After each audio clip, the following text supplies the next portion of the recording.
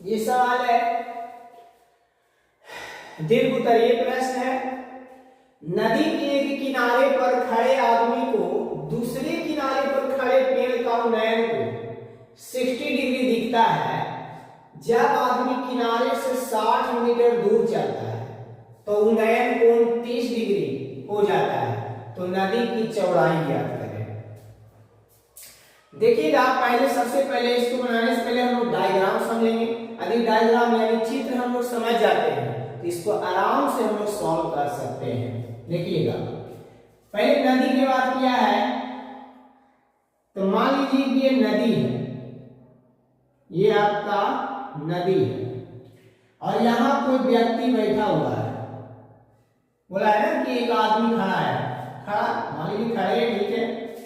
और यहां पे नदी के दूसरे किनारे पर एक पेड़ है, ये पेड़ है आपका, ठीक है। तो यहां से जब देखता है तो 60 डिग्री का उन्नयन कोण उसको दिखाई देता है। 60 डिग्री का उन्नयन कोण यानी ये 60 डिग्री बन गया, ठीक है। उसके बाद यहां से कहता है कि वो आदमी 60 डिग्री दिखता है जब आदमी किनारे से 40 मीटर दूर चलता है, यानी और पीछे जाता है। तो ये पीछे की ओर गया तो कितना मीटर चला? 40 मीटर, यानी यहां से यहां दूरी तय कर लिया 40 मीटर। तो उन्नयन कोण 30 डिग्री हो जाता है। जब यहां से यहां आया तो उसका उन्नयन कोण 30 डिग्री हो जाता है। ये हो गया आपका 30 डिग्री, 30 डिग्री हो गया। तब क्या बोलता है? नदी की चौड़ाई ज्ञात करें। तो नदी की चौड़ाई क्या था? ये एक किनारा था जहां पे पेड़ था और ये एक किनारा जहां पर आदमी था। तो नदी की चौड़ाई यहां से यहां होगा। अब इसका नाम ए, बी, सी और डी, कुछ भी नाम दे सकते हैं आप। तो ये देख रहे हैं कि कितना डिग्री का एंगल बन रहा है? 90 डिग्री का। मतलब इसमें दो समकोण तैयार हुआ। पहला समकोण हुआ ए बी डी, बड़ा वाला, और दूसरा हो गया आपका ए बी सी। तो इसमें बोला है कि नदी की चौड़ाई ज्ञात करें। तो नदी की चौड़ाई कहां से? बी से लेकर के सी तक। इसका मतलब बीसी की लंबाई निकालना है आपको। अब यहां चौड़ाई है, पेड़ की ऊंचाई है, आप चाहें तो इसको हाइट यानी h मान सकते हैं, इसको x मान सकते हैं, नहीं तो डायरेक्ट हम इसको इसी पे सॉल्व करते हैं। चलिए, इसमें जो दिया हुआ है देखते हैं। इसमें मान लेते हैं, माना ए बी बराबर आप h मीटर मान भी सकते हैं, नहीं तो इसी डायरेक्ट लिख के इसको हम बनाते हैं। ए बी क्या है? पेड़ की ऊंचाई है, पेड़ की ऊंचाई तथा बीसी क्या हुआ?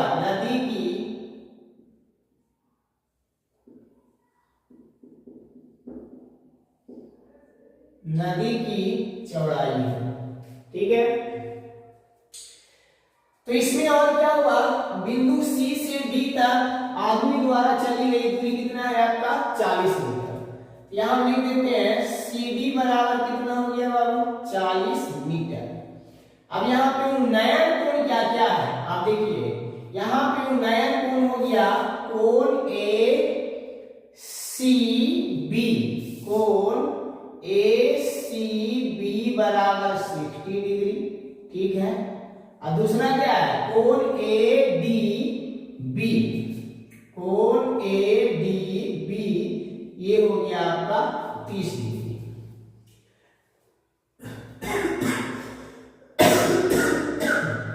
अब इसको सॉल्व करते हैं। अब दोनों समकोण त्रिभुज से एकाएकी हम लोग चलेंगे। देखिए, सबसे बड़ा समकोण त्रिभुज में सबसे पहले हम लोग चलेंगे समकोण त्रिभुज, क्या नाम है समकोण का? ए बी डी में आते हैं सबसे पहले। तो ये हो हो गया आपका ए बी डी में आते हैं। अब जो इसमें कोण दिया हुआ रहता है उसी कोण को हम लोग लेकर के चलते हैं। तो देखिए कोण कौन सा दिया हुआ ए डी बी, मतलब 30 डिग्री के बाद किया है। तो देखिए इसमें ये लंब है, इसमें कर्व से कोई मतलब नहीं है, दोनों में दोनों आधार, इसका आधार यहाँ है यहाँ है, ये आधार से ही इसको तुलना किया जाएगा। तो लंब बाटे आधार किसका होता है बताइए आप?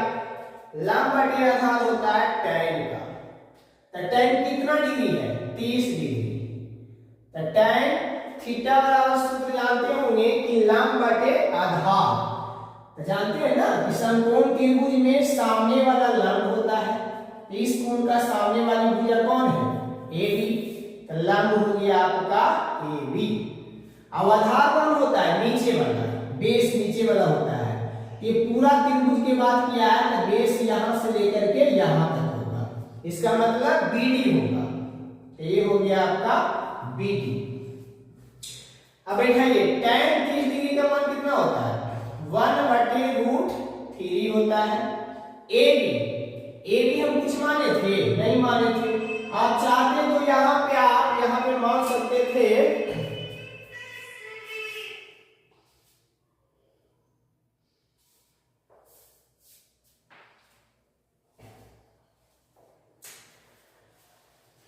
तो समकोण त्रिभुज ए बी डी में आते हैं। ये हो गया tan 30 डिग्री और बराबर ए बी बटे बी डी हो गया, ठीक है। इसके बाद देखते हैं हम लोग कि tan 30 डिग्री का मान होता है 1/√3, ठीक है, ले लिए हम लोग। अब ए बी हम लोग कुछ माने हैं? नहीं माने हैं। तो नहीं माने हैं तो मतलब ए बी का ए बी ही छोड़ दीजिए आप।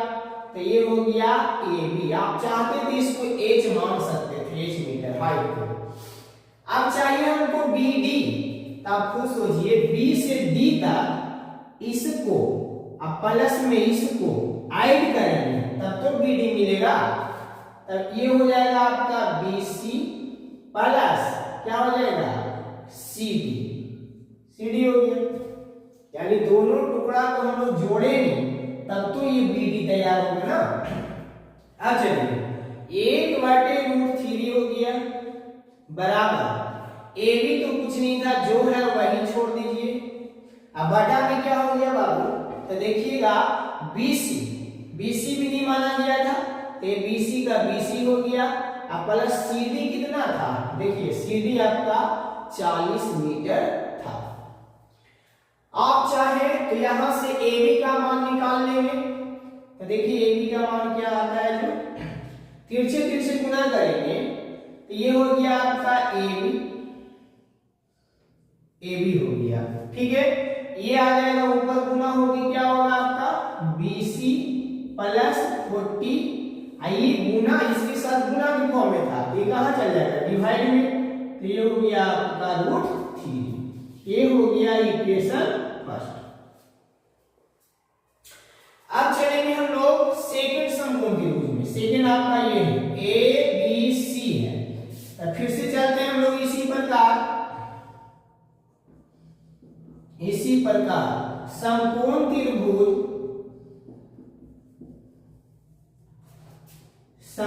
त्रिभुज ABC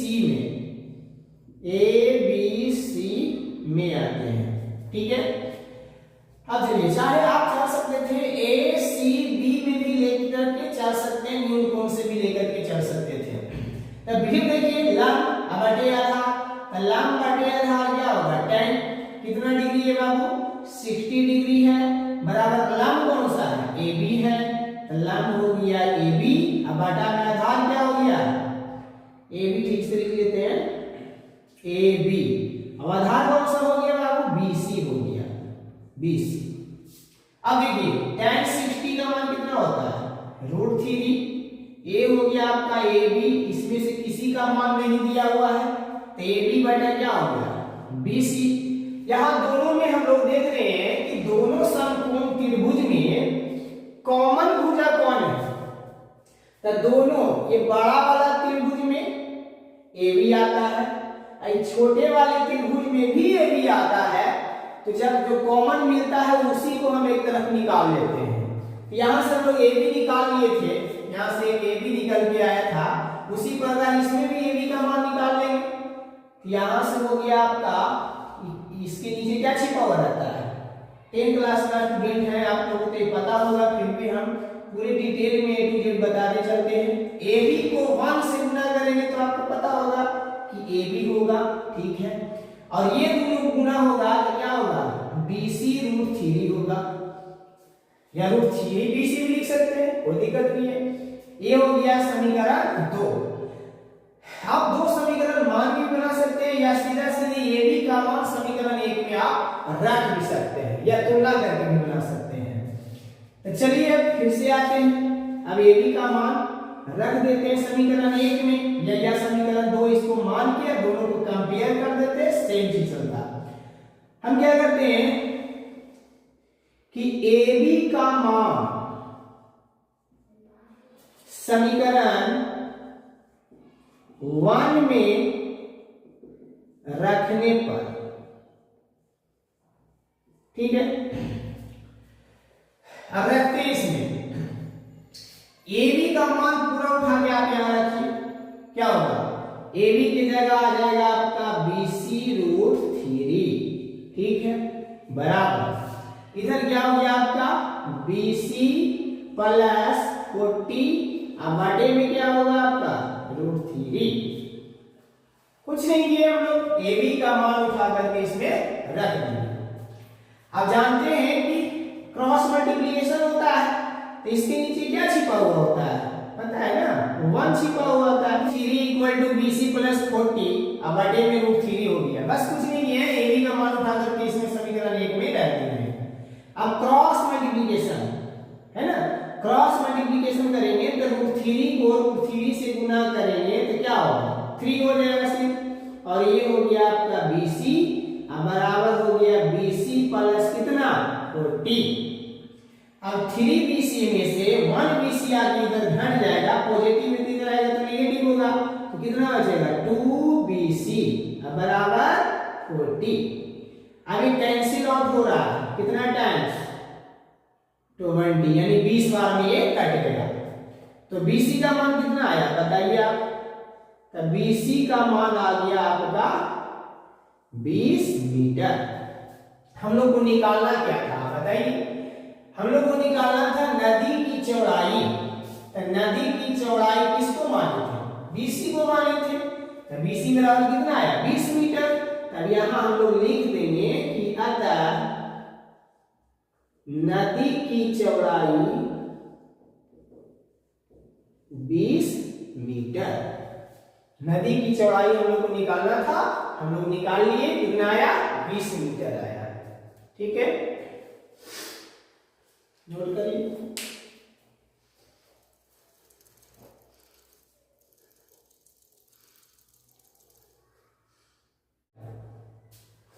इसमें कहता क्या है, पिता और पुत्र की आयु का योग 45 वर्ष है, यानी दोनों का योग। 5 वर्ष पूर्व उनकी आयु का गुणनफल 124 था, तो उनकी वर्तमान आयु पूछ रहा है, यानी प्रेजेंट एज पूछ रहा है। तो आप चाहें तो इसको एक चर में भी बना सकते हैं या इसको आप 2 चर में मान के भी इसको सॉल्व कर सकते हैं। तो देखिए हम इसको 2 चर में बनाते हैं, एक चर में भी आप चाहे x में भी बना सकते हैं, कोई दिक्कत नहीं है। यहाँ पे यहां देखिए सबसे पहला हम लोग मानेंगे, माना कि पिता और पुत्र है, तो माना कि पिता की जो पूछा जाता है वही माना जाता है। क्या पूछा जा रहा है बताइए, दोनों की वर्तमान आयु पूछ रहा है, तो पिता की वर्तमान आयु मान लेते हैं, पिता की वर्तमान आयु मान लेते हैं हम लोग x वर्ष, ठीक है।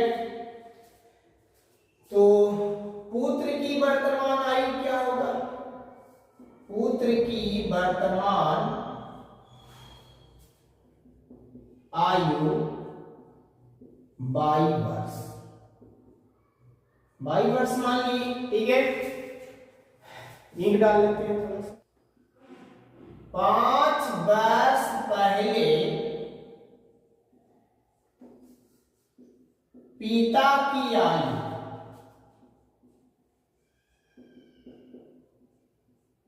क्या होगा? अभी वर्तमान में, अभी प्रेजेंट में उनका x वर्ष है, तो 5 वर्ष पीछे कितना होगा? यानी घटेगा, तो x माइनस 5 वर्ष हो जाएगा पिता की उम्र, ठीक है।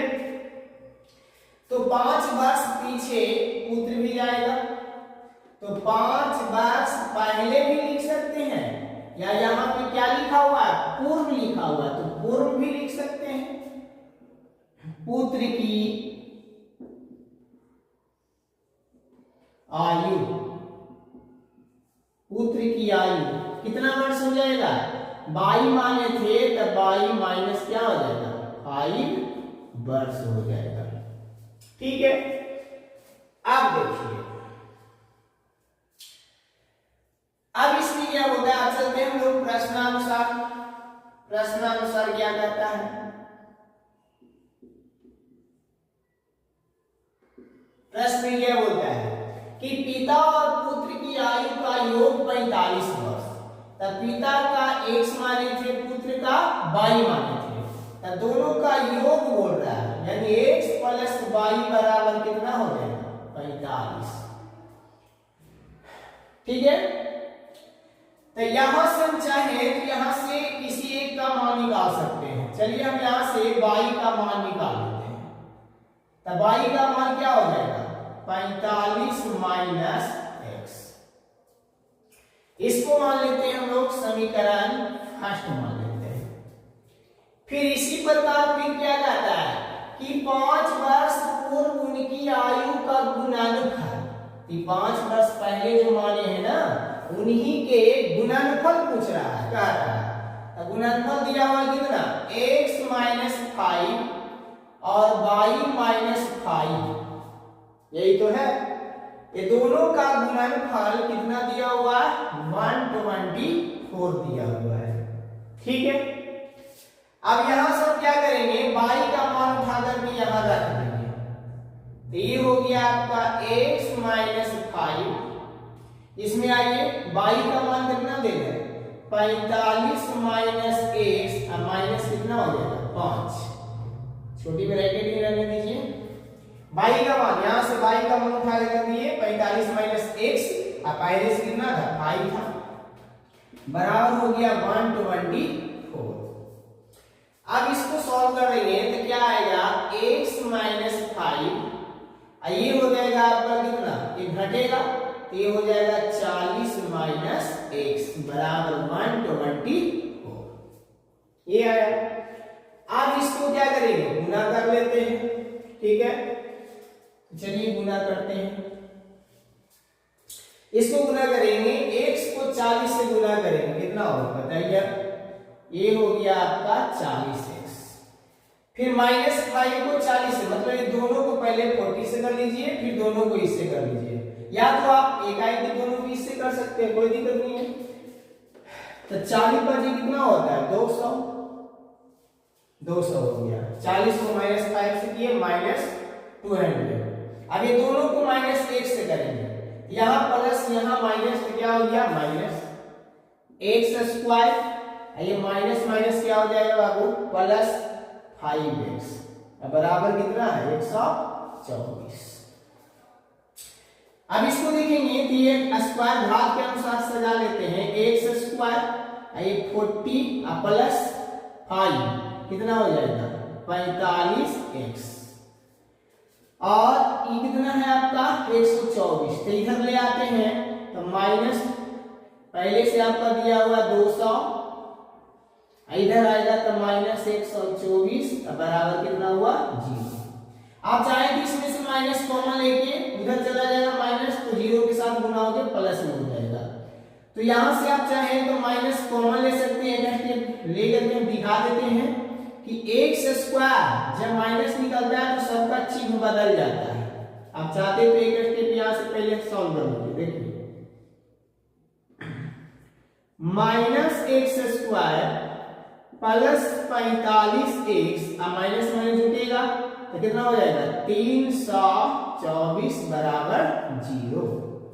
अब यहां से माइनस कॉमन ले लेते हैं, तो माइनस कॉमन लेंगे, माइनस को एक के बाद कॉमन निकाल के उधर खत्म कर देते हैं, तो क्या बचेगा जो माइनस में है प्लस में, जो प्लस में है वो माइनस में, तो माइनस कितना हो जाएगा 45x, आई कितना हो जाएगा प्लस हो जाएगा, काहे कि माइनस कॉमन निकला है, ये हो गया आपका 324 बराबर 0।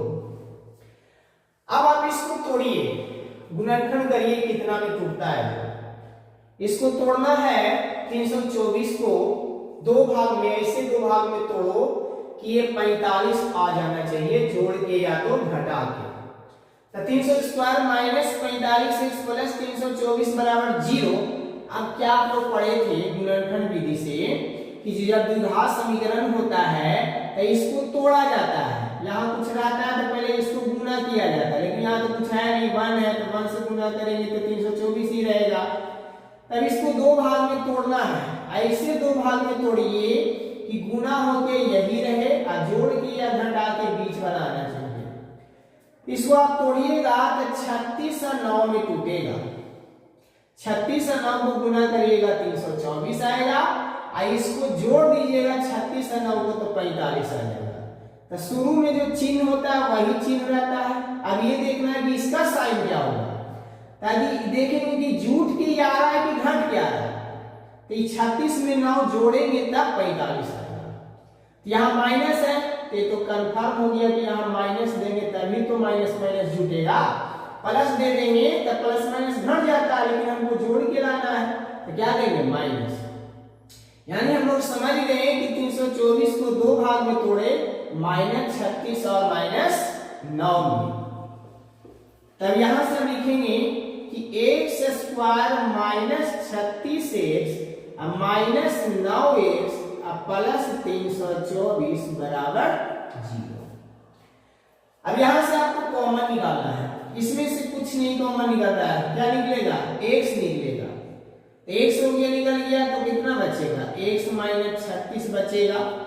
यहां से क्या निकल रहा है 9 से डिवाइड हो जाएगा, ये 9 बाहर आ गया तो x प्लस माइनस क्या होता है माइनस, ठीक है ना। कितना बच्चा प्लस माइनस में ही गलत कर देते हैं, इसलिए उनका जो आगे का जो सॉल्यूशन होता है वो हमेशा गलत हो जाता है। तो देखिए यहाँ पे प्लस माइनस होता है ना, यहाँ प्लस था माइनस बाहर निकल गया तो माइनस होगा तो ना, प्लस माइनस गुना करके प्लस होता है। अब 9 से काटिएगा तो आपका 36 टाइम ही डिवाइड होगा।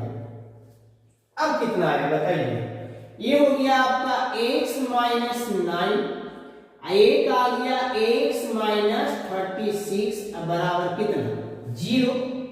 तो आप देखेंगे कि एक बार इसके साथ ही 0 आएगा, एक बार इसके साथ 0 आएगा, तो यहां से x का मान 2 को आया, एक आया x का मान 9, देखिए नेगेटिव है, ये सब निकालेंगे हम सीखे इसी याद कर रहे हैं। x माइनस 9 बराबर 0, x बराबर कितना होगा 9, तो 9 आया, ठीक है। एक है आपका x माइनस 36 इक्वल टू 0, तो x बराबर कितना आ गया 36 आ गया, यानी x का मान एक 9 आया, जो संभव होगा क्या असंभव बताइए आप, ये असंभव है, असंभव। क्यों असंभव है, क्योंकि पिता को हम लोग माने थे x वर्ष, ठीक है, तब पिता हो जाएगा 9 वर्ष के, अब पुत्र हो जाएगा 36 वर्ष के, ऐसा होता है? कभी नहीं होता है। तो ये तो असंभव हो गया, तो x का मान दूसरा क्या था 36, तो ये हो गया 36, ठीक है। x का मान तो निकल गया आपका, अब किसका मान चाहिए y का मान चाहिए। तो y का क्या मान निकाले हम, जगह तो है नहीं, इसको देख लीजिए एक बार। अब देखिए इसको मिलाते हैं यहां से,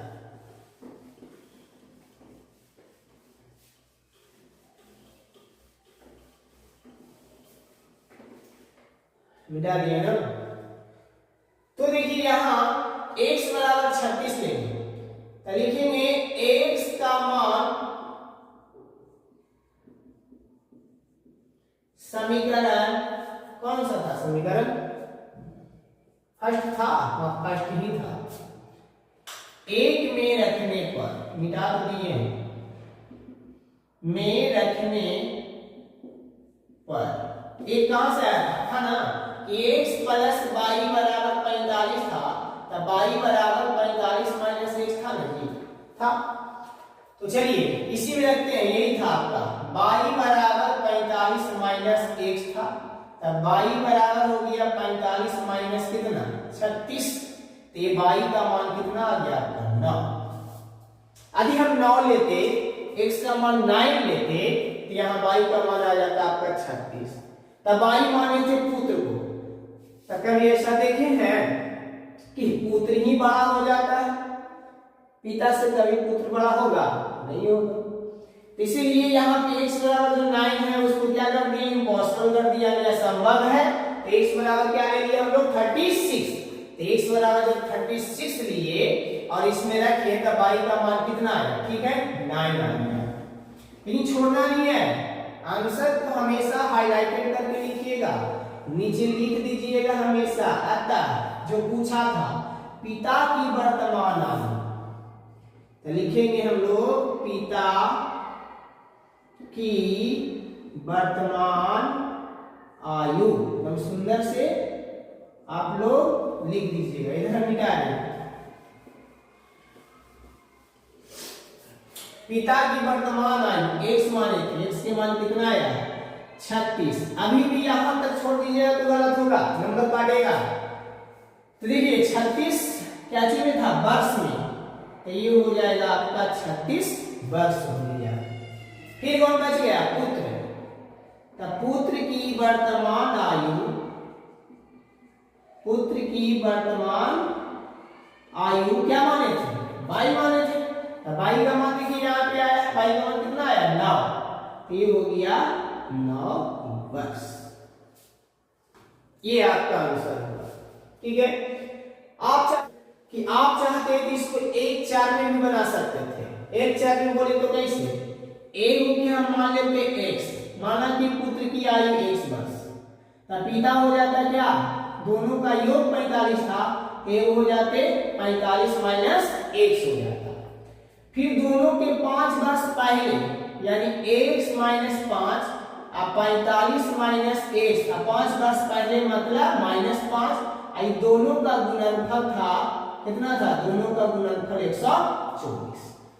तो जो फॉर्मेट हम वहां पे रेडी किए थे वही फॉर्मेट यहाँ भी रेडी हुआ। हाँ, इसको आप करिएगा हाल तो x माइनस 5 और 45 में से गया तो 40 माइनस x 124। वही फॉर्मेट रेडी हुआ कि नहीं हुआ? हुआ, वही फॉर्मेट तैयार हुआ। तो आप चाहते तो ऐसे भी बना सकते हैं। तो जो आपको सुविधा लगे, जो आपको अच्छा लगे उस मेथड से बना दीजिए, जो उस टाइम आपके दिमाग में आ जाए उस विधि से आप बना दीजिए। ठीक है,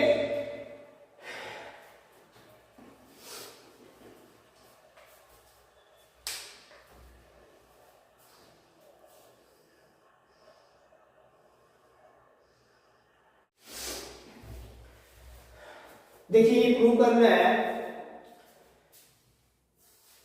cosec a minus sin a into sec a minus cos a equal to 1 upon tan a plus cot a। अब आप इसको ध्यान से देखिएगा तो आप चाहें तो LHS अलग सॉल्व कर लीजिए, RHS अलग सॉल्व कर लीजिए। जब इसको सॉल्व करके देखिएगा तो दोनों साइड इक्वल आ जाएगा।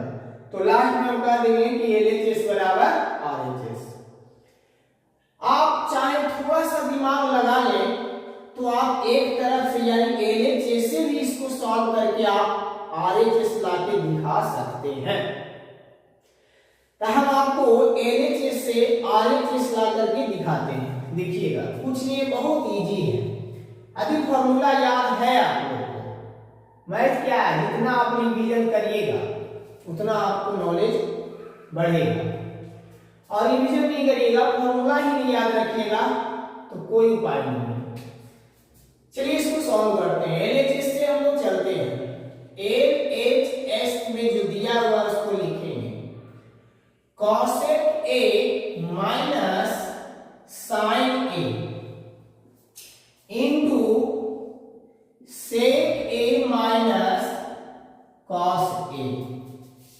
ठीक है, LHS में जो था लिख लिया हम लोग। अब इसको हम लोग क्या करते हैं, साइन में है, एक कोसेक में, इसको भी साइन में तोड़ देंगे, एक कॉस में, सेक में, इसको भी हम लोग कॉस में तोड़ देंगे। चलिए, तो आप लोग पढ़े हुए फॉर्मूला कि कॉसेक ए बराबर क्या होता है, 1/sin ए होता है। तो सूत्र तो याद रखना ही पड़ेगा आप लोग को। ये हो गया माइनस साइन, इसमें आप आइए सेक ए बराबर क्या होता है, सेक ए बराबर क्या होता है, तो 1/cos ए होता है, 1/cos ए हो गया। अब माइनस क्या हो गया बाबू, cos ए हो गया, है ना। अब देखिएगा कि भिन्न का घटाव हो गया, वो भी भिन्न का घटाव है। तो देखिए एलसीएम कितना होगा, sin ए होगा, तो ये हो गया आपका sin ए। तो ये वन टाइम एकदम पूरे डिटेल में बता रहे हैं बच्चा की तरह, देखिएगा आप डायरेक्ट भी कर सकते हैं, यहाँ समझदार है। sin ए वन टाइम तो 1 ही रहेगा, ठीक है, माइनस आइए यहाँ इसके नीचे क्या छिपा हुआ 1, तो 1 इसको डिवाइड करेगा sin ए बार में, तो sin ए को sin से गुना कर देंगे तो क्या होगा, sin स्क्वायर ए, ठीक है। यानी सिंपल है कि ये नीचे sin ए और 1 ये आके यहाँ गुना हो जाता है। अब आइए इसमें क्या एलसीएम होगा, इसमें आपका cos एलसीएम होगा। बस इसी तरह से 1 माइनस ये यहाँ के मल्टीप्लाई हो जाएगा, यानी cos स्क्वायर ए हो गया। अब ध्यान से देखिएगा यहाँ क्या किसी का साइन है, गुना का है, ठीक है। आप फॉर्मूला पढ़े थे कि 1 माइनस साइन स्क्वायर ए बराबर क्या होता है, जानते हैं ना, लिखते हैं हम। चलिए जो विद्यार्थी नहीं जानते हैं वो देखिए यहाँ, यानी आप लोग जानते हैं कि 1 माइनस साइन स्क्वायर ए बराबर होता है cos स्क्वायर ए, और 1 माइनस cos स्क्वायर ए बराबर क्या होता है, साइन स्क्वायर ए। तो इसी को यहां लगाएंगे हम लोग, तो क्या हो गया बताइए, 1 माइनस साइन स्क्वायर ए बराबर हो जाएगा cos स्क्वायर ए। अब बटे में क्या है, तो ये है आपका साइन ए। अब गुना में आप आ जाइए, गुना है तो 1 माइनस cos स्क्वायर ए बराबर क्या हो गया, साइन स्क्वायर ए, तो ये हो गया साइन स्क्वायर ए। अब बटा में क्या हो गया जी, cos ए, ठीक है। अब यहाँ पे गुना का साइन है तो ऊपर नीचे कैंसिल आउट होता है। देखिए एक cos से एक cos को हम लोग काट दिए, एक साइन को एक साइन से काट दिए, तो क्या बचा आप बताइए, ऊपर ही दोनों बचा, नीचे तो कैंसिल आउट हो गया, तो cos ए इंटू साइन ए, या तो लिख सकते हैं sin ए इंटू cos ए, अरे इंटू में है तो किसी को भी पहले किसी को भी बाद में हम लोग लिख सकते हैं, कोई दिक्कत नहीं है। तो क्या बचा बाबू आप बताइए, बच गया आपका sin ए इंटू cos ए बच गया। अब देखिए यहां से मेन चीज यहां से स्टार्ट होता है, यहां से हम लोग एक काम करेंगे, आप चाहते हैं तो दोनों साइड से जब सॉल्व करते तो LHS से चलते, LHS इतना आ गया, ठीक है, फिर RHS में चलते तो tan cos को sin cos में तोड़ देते, फिर भिन्न का जोड़ करके ऊपर नीचे कर देते, यही चीज आ जाता, लास्ट में लिख देते LHS बराबर RHS। लेकिन हम लोग यहीं से सॉल्व कर लेंगे, LHS से ही हम लोग RHS लाके दिखाएंगे। ये sin ए इंटू cos ए तो आया है, इसके नीचे कुछ नहीं है तो क्या छिपा हुआ है आप बताइए, 1 छिपा हुआ है, ठीक है। तो साइन कॉस में इसका ऊपर जैसे है आप लिख लीजिए sign A into cos A. अब 1 के जगह पर हम लिख सकते हैं, हम लोग पढ़े हैं कि sine square theta plus cos square theta बराबर 1 होता है, तो उसकी जगह पर हम लिख सकते हैं 1 के जगह पर क्या लिख सकते हैं बताइए, साइन स्क्वायर थीटा नहीं लिखना है, ए में चल रहा है तो ए ही लिखना है। अब प्लस क्या हो गया बाबू, cos स्क्वायर ए। चलिए यहां तक किन्हीं को कोई दिक्कत नहीं होगा। अब देखिए यहां से भी कोई दिक्कत नहीं है, लॉजिक को समझिए। यहाँ पे हमको लाना है नीचे tan of cot। tan cot कम होगा, इसका मतलब ज्यादा लॉजिक में समझो तो सीधी सी बात है, ऊपर हमको 1 चाहिए, इसका मतलब ये ऊपर नहीं होना चाहिए, ठीक है, पूरा खत्म होना चाहिए। ये पूरा का पूरा कैंसिल आउट कब होगा, जब sin a into cos a से ही भाग दे देंगे तो इसका कहानी खत्म हो जाएगा। तो नियम कहता है कि अंश और हर दोनों में जब भी जो भी करना हो ऊपर और नीचे दोनों में किया जाता है। तो लिखेंगे हम लोग अंश तथा हर में, अंश तथा हर में किसको से 1 बनाने के लिए क्या करेंगे, sin a into cos a से भाग दे देंगे, sin a into cos a से भाग देने पर, चलिए भाग देते हैं, लिख देते हैं एक स्टेप। आप चाहते थे इसको डायरेक्ट कैंसिल आउट कर सकते थे cos से, अब बाटे में क्या होगा, इसके नीचे भी आ गया और इसके नीचे भी आ जाएगा। तो जब ये पूरे के नीचे आपका ये आएगा तो इसके नीचे भी आएगा, इसके नीचे में भी आएगा, दोनों के नीचे में यहाँ पे अंक हर पे डाल देंगे sin स्क्वायर a, अब बटा में क्या होगा बाबू, बटा में हो गया आपका sin a into cos a plus cos square a, अब बटा में हो गया sin a into cos a। ठीक है, यहां तक तो हम लोग समझ गए। अब उधर साइड दिखेगा नहीं, देख लेते हैं दिखता है कि नहीं, दिख रहा है ना, तो उधर तो दिख रहा है, नीचे देखेंगे तो नहीं दिखाई देगा। इसको हम मिटाते हैं, आप देख लीजिए एक बार, इसको मिटाएं, देख लीजिए। चलिए इसको क्लीन करते हैं।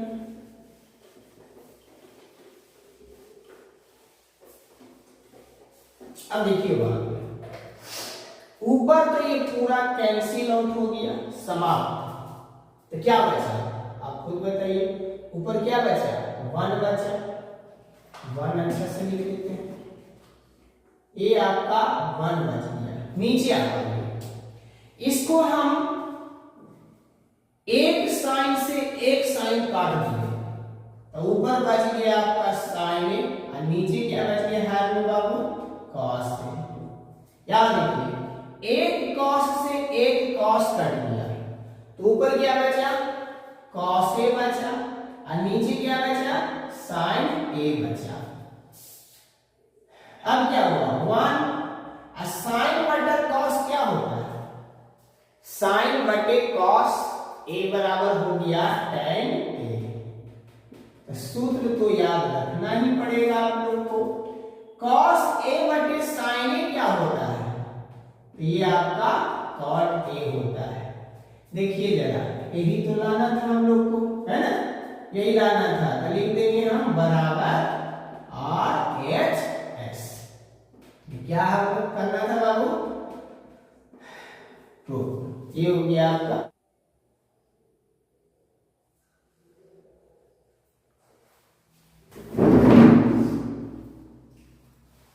देखिए इसको,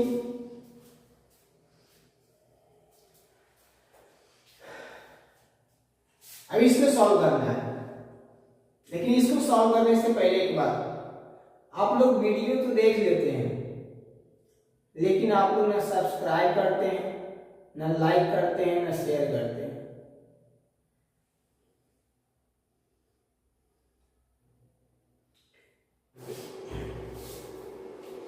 एक खिलौना त्रिज्या 3.5 सेमी वाले एक शंकु के आकार का है जो उसी त्रिज्या वाले एक अर्धगोला पर अध्यारोपित है।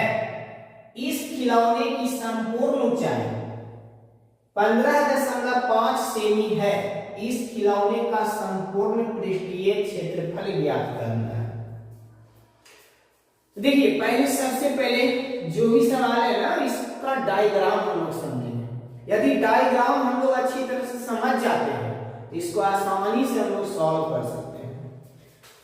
तो देखिए इसमें क्या बोला कि खिलौना है जिसका आकार कैसा, आप देखिए जरा, त्रिज्या तो दे दिया 3.5 सेमी वाले एक शंकु के आकार का है, जो उसी त्रिज्या वाले एक अर्धगोला पर अध्यारोपित है। देखिए कैसा खिलौना है ये आपका अर्धगोला है, ठीक है, ये अर्धगोला है और इसी के ऊपर शंक्वाकार है, टेढ़ा हो जा रहा है। आप लोग इंच से बना लीजिए, पर कोई दिक्कत नहीं है।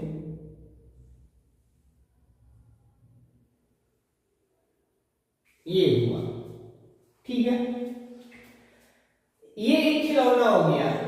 अब देखिएगा इसकी ऊंचाई यहां से लेते हैं, पूरा इस खिलौना में पूरा ऊंचाई दिया हुआ है, टोटल कितना दिया हुआ है बाबू? पूरे खिलौने की ऊंचाई है 15.5, ये हो गया 15.5 सेमी, यानी यहां से लेकर के यहां तक पूरे खिलौने की ऊंचाई हो गया। अब देखिएगा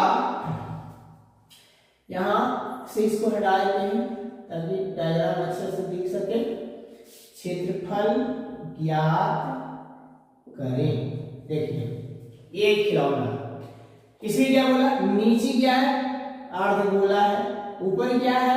एक शंकु है, और दोनों का आधार सेम है। देख लीजिए, तो ये शंकु में ऊंचाई होता है, ये ऊंचाई हो गया, और ये त्रिज्या हुआ, तो दोनों का त्रिज्या सेम हो गया, यानी जो शंकु की त्रिज्या है वही आपका अर्धगोला की त्रिज्या है। अर्धगोला का मतलब क्या होता है? अर्धगोला आप लोग देखे होंगे, छोड़िए, गोला आप लोग देखे होंगे, फुटबॉल देखे होंगे, है ना? हम लोग जो क्रिकेट खेलते हैं उसका एक बॉल होता है, बॉल देखे हैं। तो जब वो पूरा बॉल है तो एक गोला हुआ, बीच से आपका दो भाग में बांट दीजिए तो अर्धगोला हो गया। तो इसी के ऊपर एक शंक्वाकार डाल दिया है और इसी को बना करके एक खिलौना बना दिया है, ठीक है। सवाल में बोल दिया है कि पूरा खिलौना के संपूर्ण ऊंचाई दिया हुआ है 15.5 सेमी। अब हम आपको बताएं कि ये शंकु के क्या है? त्रिज्या है, सॉरी, ये शंकु के क्या है? ऊंचाई है, और ये क्या है? त्रिज्या है। तो ऊंचाई को क्या चीज से रिप्रेजेंट करते हैं? h से। त्रिज्या को क्या चीज से रिप्रेजेंट करते हैं? r से। ये शंकु की क्या है? तिर्यक ऊंचाई, या इसी को तिरछी ऊंचाई भी कहा जाता है। तो अब ध्यान से देखिएगा ना, तो ये क्या बनता है? एक समकोण त्रिभुज बनता है, मतलब यहाँ कितना डिग्री का एंगल है? 90 डिग्री का। और ये जो गोला है ना, एक गोला का जो नीचे के भाग है वो भी एक त्रिज्या ही है। इसको ऊंचाई मत समझिएगा, ऊंचाई समझते हैं, यहाँ ऊंचाई जितना होता है उसी को त्रिज्या बोला जाता है, ठीक है। h बराबर क्या होगा? अर्धगोला की ऊंचाई बोलिए इसको, या तो त्रिज्या, एक तरह से त्रिज्या ही है। तो देखिए इसकी त्रिज्या कितना दिया हुआ है, अब देख लीजिए, r बराबर 3.5 दिया हुआ ना। तो यहाँ पे हम इसको ना लिख करके, छोटा हो जाएगा तो आप लोग को वीडियो में शायद दिखाई नहीं देगा, इसको r ही लिखते हैं। तो a भी त्रिज्या हुआ, मतलब त्रिज्या कितना था? 3.5 सेंटीमीटर। तो आप खुद बताइए कि जब ये यहां से यहां की दूरी, यानी यहां से यहां की लंबाई 15.5 है, तो यहां से यहां की लंबाई कितना होगा? इसी को हम लोग क्या मानते हैं? h। तो यहां से यहां, यानी यहां से यहां 3.5 है, तो यहां से यहां पूरे 15.5 में 3.5 घटाएंगे तो कितना बचेगा? आप बताइए, 12 सेमी बचेगा। ये था आपका डायग्राम। अभी पूरे संपूर्ण खिलौने का क्षेत्रफल निकालना है, तो सिंपल है कि अर्धगोला का वक्रपृष्ठीय क्षेत्रफल अब प्लस में शंकु के वक्रपृष्ठीय क्षेत्रफल, दोनों को आपस में जोड़ देंगे तो पूरे खिलौने का संपूर्ण पृष्ठीय क्षेत्रफल निकल जाएगा। अब जो जो दिया हुआ यहाँ पे हम लोग लिखेंगे। क्या दिया हुआ है बाबू? तो बताइए, जो आपका शंकु की त्रिज्या है वो वही अर्धगोला की त्रिज्या है। तो लिखेंगे हम लोग शंकु की त्रिज्या बराबर अर्धगोला की त्रिज्या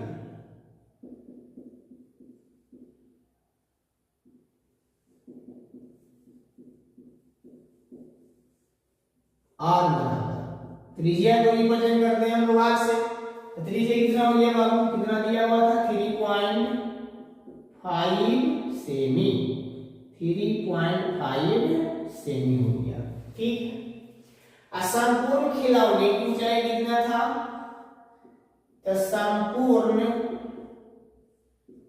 खिलौने यानी खिलौना भी लिख सकते हैं, संपूर्ण खिलौना की ऊंचाई कितना दिया हुआ, 15.5 सेमी। तो इसीलिए हम लोग किसकी ऊंचाई की जरूरत है, तो शंकु की ऊंचाई की जरूरत है। तो इसीलिए शंकु की ऊंचाई, शंकु की ऊंचाई को क्या चीज से रिप्रेजेंट करेंगे, एच से। अभी जस्ट बताए थे ना कि पूरे खिलौने की ऊंचाई में से इसकी ऊंचाई घटा देंगे तो कितना आएगा, ये होगा 15.5 सेमी माइनस 3.5 सेमी, घट के कितना आ गया बाबू, ये 12 सेमी हो गया। अब ये पूरे संपूर्ण खिलौने का पृष्ठीय क्षेत्रफल निकालना है। तो अभी जस्ट बताए हैं कि यहां से आपका अर्धगोला का वक्र पृष्ठीय क्षेत्रफल, अर्धगोला का वक्र पृष्ठीय क्षेत्रफल क्या होता है, तो 2πr² होता है। फिर आपका प्लस शंकु का वक्र पृष्ठीय क्षेत्रफल क्या होता है, तो πr/l होता है। अब दोनों को जोड़ देंगे तब पूरा खिलौना का क्षेत्रफल निकल जाएगा। तो आप देखिए इसमें से r है, इसमें तो r का मान तो दिया हुआ है, इसमें कौन नहीं है, l नहीं है, तिर्यक ऊंचाई नहीं है। इसका मतलब हुआ कि l का मान हम लोग को निकालना पड़ेगा। तो हम लोग निकालेंगे शंकु की तिर्यक ऊंचाई या तिरछी ऊंचाई भी बोला जाता है इसको, तिर्यक ऊंचाई। तिर्यक ऊंचाई को क्या चीज से रिप्रेजेंट करेंगे हम लोग, एल से। आप खुद देखिए, एक समकोण त्रिभुज बनता है, असमकोण त्रिभुज का ये क्या कर्ण है, 90 डिग्री के सामने वाला एंगल हमेशा कर्ण होता है। और इस तरह से भी देख सकते हैं कि सबसे लंबी भुजा भी कर्ण ही रहता है, कर्ण ही रहता है। ठीक है। तो ए का मान निकालेंगे तो कर्ण, पाइथागोरस सूत्र पढ़े होंगे कि पाइथागोरस सूत्र से कर्ण कैसे निकलता है, अंडर रूट लंब का स्क्वायर मतलब h का स्क्वायर प्लस आधार का स्क्वायर यानी r का स्क्वायर। तो ये हो गया h कितना है, तो h निकल के आया था 12 सेमी, तो 12 का स्क्वायर हो गया। r कितना है जी, r था 3.5, तो ये हो गया आपका 3.5 का स्क्वायर। तो बोलिए 12 का स्क्वायर कितना होता है, 144 होता है। और आपका इसका कितना होगा, तो उस वीडियो में आप लोग ट्रिक बताए थे ना, पॉइंट वाला या पॉइंट देके गुना भी कर सकते हैं या ट्रिक से भी कर सकते हैं। तो ट्रिक देखिए, मान लीजिए कि ये पॉइंट नहीं है, ये 35 हुआ, जिस संख्या की इकाई पर 5 था उसके लिए ट्रिक क्या बताए थे, बस पापा 25 यानी 25 हो गया, इसमें जोड़ दीजिए यानी 4 किया कितना हो गया 12। अब स्क्वायर किया था, पॉइंट के बाद एक अंक पे था तो 2 अंक के बाद दशमलव बैठा देंगे, हो गया। अब इसको ऐड करेंगे, तो ऐड करिएगा तो कितना होगा, यानी आपका 25 हुआ, ये कितना होगा 4 2 6 यानी 176। ये सब आप लोग करते रहिएगा। अब इसका वर्गमूल कितना होगा, कितना होगा बताइए, इसका वर्गमूल हो जाएगा आपका 12.5 सेंटीमीटर, है ना। सारा ये सब ऑफलाइन में हम ट्रिक बता दिए कैसे निकाला जाता है, वो सब याद रखिएगा। सूत्र लगा देंगे तो निकल जाएगा। तो इसको हम लोग मिलाते हैं, काहे उधर हटेगा नहीं पूरा। देख लीजिए इसको, मिटाएं।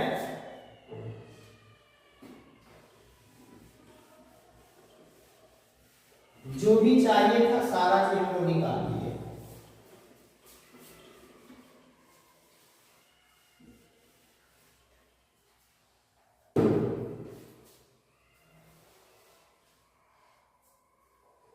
अब देखिए हम लोग को निकालना था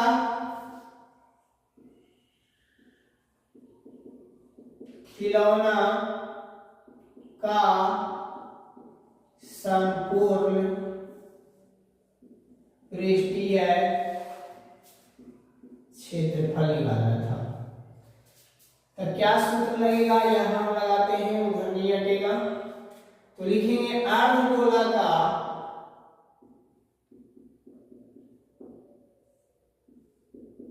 वक्र पृष्ठीय क्षेत्रफल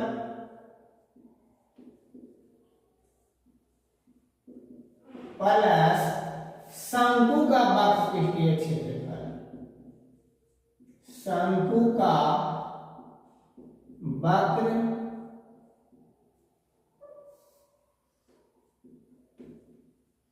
पृष्ठीय क्षेत्रफल। अर्धगोला का वक्र पृष्ठीय क्षेत्रफल क्या बताए हैं, 2 पाई r स्क्वायर। शंकु का वक्र पृष्ठीय क्षेत्रफल क्या होता है, तो पाई r l। आप चाहें तो यहां से कॉमन निकाल सकते हैं। क्या कॉमन निकलेगा, तो पाई और r, ताकि r दोनों का सेम है त्रिज्या, तो पाई r निकाल दिए, क्या बचा 2r, और प्लस में क्या बचा l बच गया। तब देखिए सब मान रखिए यहां पे आप लोग। पाई का मान 22/7, ये हो गया 22/7।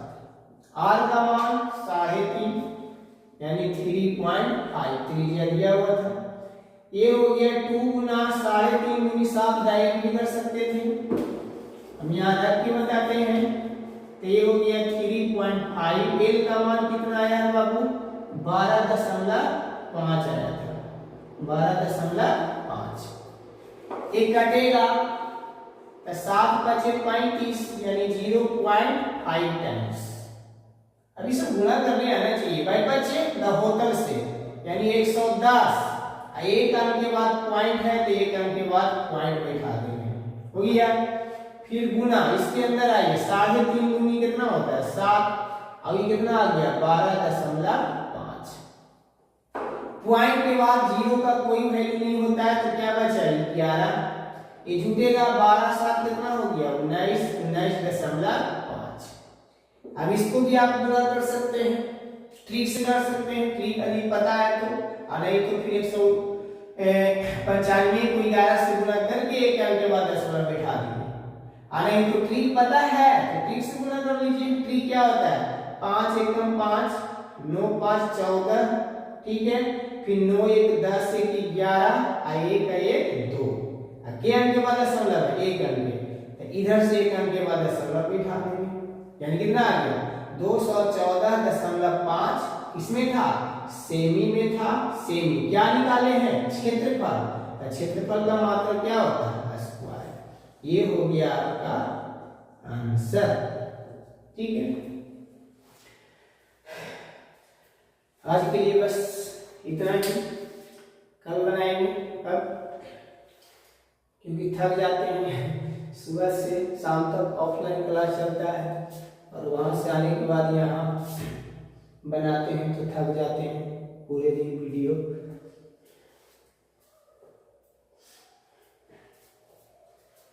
ये हुआ आपका आंसर हो गया, ठीक है। इसको रिवीजन करिएगा जो भी है, बस आज के लिए इतना ही। फिर कल और भी 5 मार्क्स का लाएंगे, और आप लोग यदि बोलिएगा तो और ऑब्जेक्टिव लाएंगे तो 2 मार्क्स का लाएंगे। तो उम्मीद है कि 1 नंबर 2 और 2 नंबर वाले तो पूरा आप लोग बना ही लीजिएगा। 5 नंबर जो भी है ट्रिविया सब हम ढूंढ ढूंढ के आप लोगों को बताएंगे, जो अच्छा